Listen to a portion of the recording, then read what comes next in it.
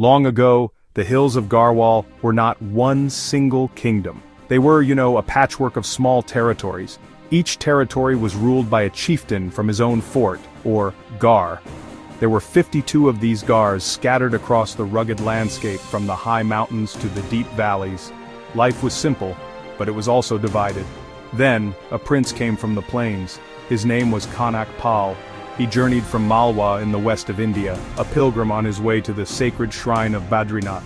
On his travels, he met Raja Banu Pratap, the ruler of Chandpur Gar, one of the most powerful of the 52 forts. So, he offered his only daughter's hand in marriage to Kanak Pal. The prince accepted, and this union marked the beginning of a new era for Garhwal. He founded the Panwar dynasty, a line of kings that would rule Garhwal for centuries. One by one, through clever alliances, strategic marriages, sometimes through battle, they began to bring the 52 Gars under their control. The most famous of these kings was Ajay Pal. He brought them together under one flag, creating a single, powerful kingdom. He named this united land Garhwal, the land of forts, and of. The peace and prosperity of Garhwal were shattered in 1803.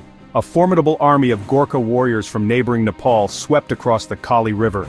They were fierce fighters, their curved knives the kukris. The Garhwali forces fought bravely but were overwhelmed by the Gorkha invasion. The king, Pradyuman Shah, was forced to flee from his beautiful capital, Srinagar. The Gorkha rule that followed was known as the Gorkhiani. It was a dark and brutal time.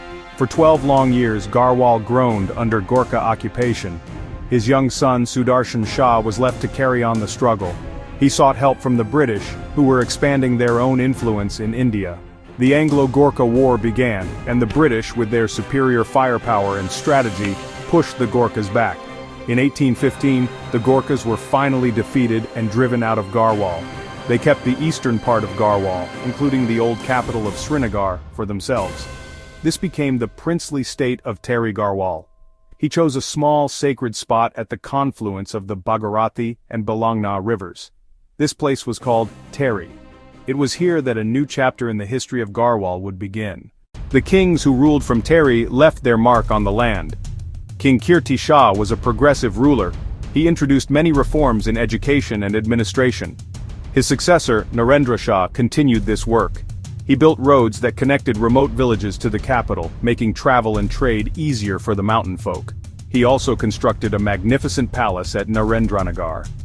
As the 20th century dawned, a new wind began to blow across India.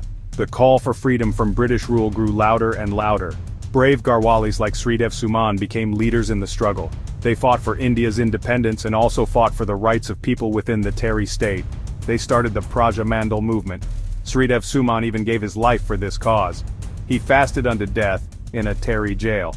When India finally gained independence in 1947, the future of the princely states became a big question. In Tehri, the last king, Manabendra Shah, faced pressure from his people. People wanted to be part of a democratic India. After much negotiation, he agreed to merge his kingdom with the Union of India. On August 1, 1949, Tehri Garhwal officially became part of Uttar Pradesh. It was the beginning of a new democratic journey for the people of Garhwal. The people of Tehri were now citizens of the world's largest democracy. Decades after independence, a massive new project was planned that would change Tehri forever.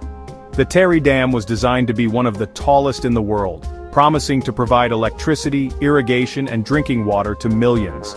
However, this development came at a tremendous cost. The project meant that the entire town of Old Tehri, with its palace, temples, markets, and homes, would be submerged under the waters of a vast reservoir. The people of Tehri faced a painful reality. The submergence of Old Tehri was a slow and heartbreaking process.